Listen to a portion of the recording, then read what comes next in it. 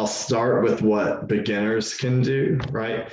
To maybe get into choreography and have kind of like a framework of looking at it. But then also, if you're just a coach that is maybe forced to choreograph for your recreational team that's working at your gym, or if you don't have a budget and you're going to get into choreography for your team, then just kind of big things that you can do to maybe feel a little less stress going into it. And also just a great refresher for anyone who's already a great choreographer and is just looking for something to maybe jump start the next half of the season of choreography season in fall, or willing to listen about other ways of doing it maybe. So to start, I am looking at beginner just tips that I would have or give, and one of them would definitely be YouTube's slow motion feature. I think it's amazing. I don't know, I think it was like 6 years ago I figured it out that you could slow down videos. So I like to use the YouTube slow motion feature to kind of dance along. I really enjoy seeing movement patterns at a slower rate to where I can kind of figure out how they got athlete B over to where athlete A was, and how they did intricate movement patterns. When you slow it down, you get to see it in a much better space, in my opinion. And so I'll just go ahead and share a video from the Team USA dance team. I'm not sure who choreographed this routine, but I loved watching it. And just seeing the different movement patterns that they had. Fast, I feel like sometimes it's hard to catch everything and see what's going on. It's hard to do that slow sometimes too, but I enjoyed slowing this routine down and looking at the awesome movement patterns and seeing what maybe I could take for a team or as inspiration. Because a lot of the times some transitions can seem impossible when you have to get your best jumper over to the center of the floor or something like that. We always have a lot of problems in choreography that we are looking to fix. So I enjoy going slow-mo YouTube. Sometimes the volume can be a little annoying in slow-mo, but you can see movement patterns play out. And these are very intricate and not normal. Normally what you would see. And I think that can be a huge plus when it comes to a lot of cheerleading in terms of choreography, just finding different pathways that are new or not commonly used. You can see they brought 6 in, and then the other lifty people still went up into that lift while the 4 others dropped down and rolled in. I thought this movement was pretty genius, personally. And it's very different, and there is symmetry, but it's not what you normally see. And I think that's pretty awesome how they spread everyone out and ripple down in the middle. But if you're just starting out, it might be helpful to slow things down because then you can dance along and learn movements a little bit more easily, right? But then you can also just figure out maybe how a different choreographer did something and use that as inspiration, or let it, help you grow. Another awesome resource I would use for anyone that's starting out is Choreo Room, especially if you know more about your athletes going into it. It can really help you prepare. And it's an app that allows names for every single person that you work with, and it's a really good way to practice movement patterns that maybe you're not used to. And you can even kind of have different slides that you can label as jumps or opening formation or second formation. And I think that really makes a big difference and helps just with being able to visualize what you're not always able to. So for choreography, it's hard to get 20 of your friends together and just practice making up routines. Most people don't have that kind of free time and aren't willing. So I think Choreo Room is an awesome option. And there are other apps like it. I'm not like a spokesperson for Choreo Room. It's just what I use. I've also seen a few awesome choreo notebooks. Anything like that when you're starting out is definitely going to help. And I'm thankful that we even have things like that nowadays, because before you could maybe print out a piece of paper with it on. But here's a little video that kind of shows what Choreo Room does. And there's no volume to it, but you can actually color code those dots and you can label them by name. And I have a friend who does not choreograph, but had to as a gym director, and they didn't really have a choice. So he's been using this app and he says it helps him out immensely too. So it's Alex Cordon approved for sure as well. So that's Choreo Room, and the things you can do with that aren't even shown in that video. There are so many cool little tricks that it can let you use. And so I'm a huge fan of it personally. Going from there, anything you can use for inspiration is going to help you get ideas and help you,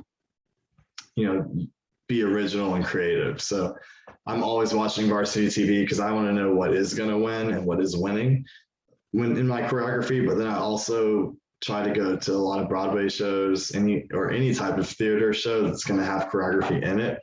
I'm big on Cirque du Soleil as well. I love watching music videos. They're like never on MTV, but if you can find like MTV Live, I think has music videos, or YouTube. There's still some okay choreography out there, even though more music videos are about visuals and video recording now. So those are things that I think about, like how can I be inspired?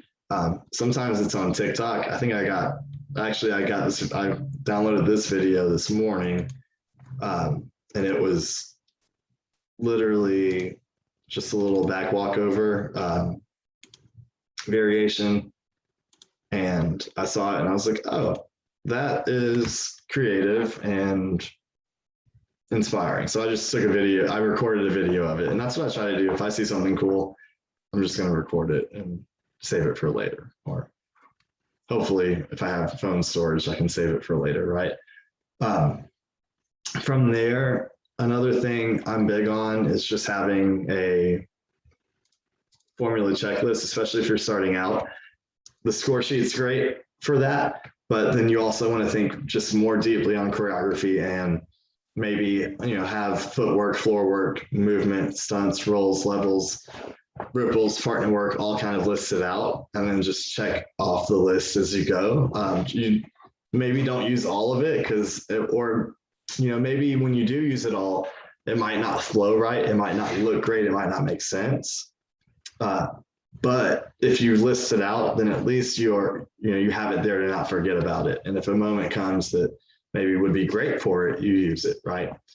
You can't force choreography, but if you don't write a list or a checklist, if you're starting out, you might forget about floor work completely, and then you don't use it, right? So just having a little list of a formula or a checklist can help a lot.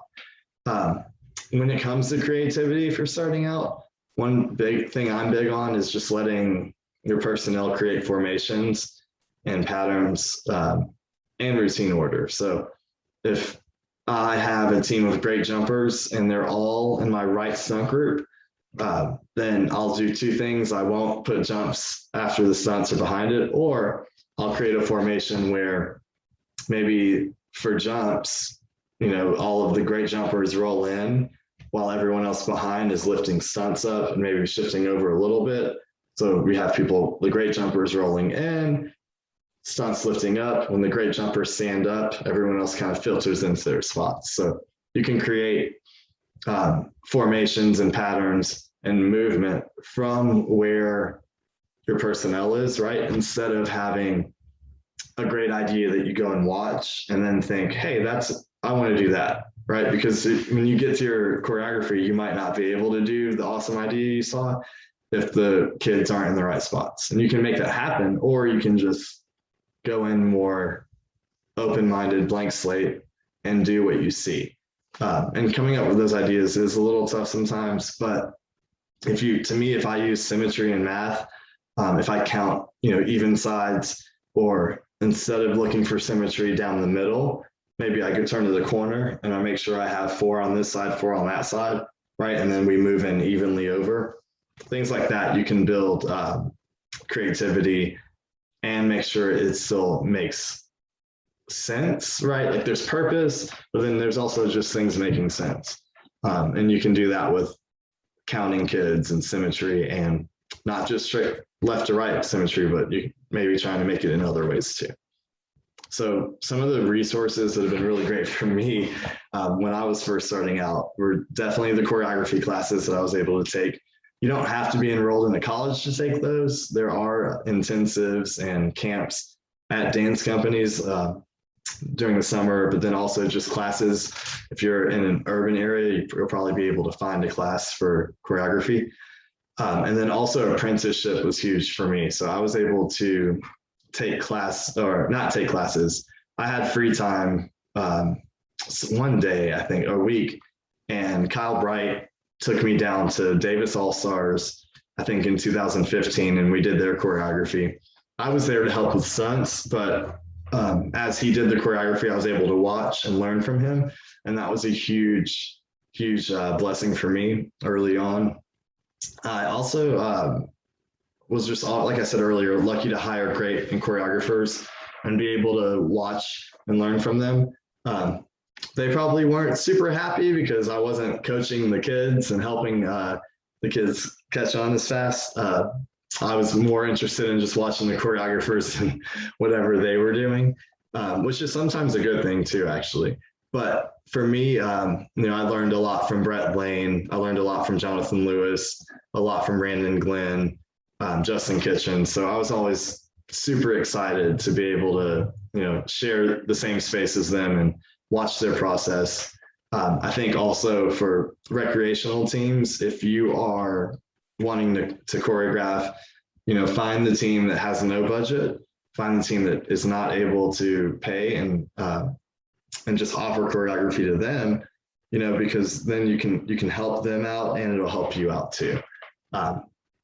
And that's a little bit lower stakes and lower risk as opposed to working with a team that maybe, doesn't have the luxury of saying, oh, well, if it's not great, that's okay. Like for most of our all-star teams, that are competitive, and even competitive recreational teams, that, that's not always an option to just guess and hope the choreography is going to be good. So finding teams and programs like that you can help is a big plus in my opinion.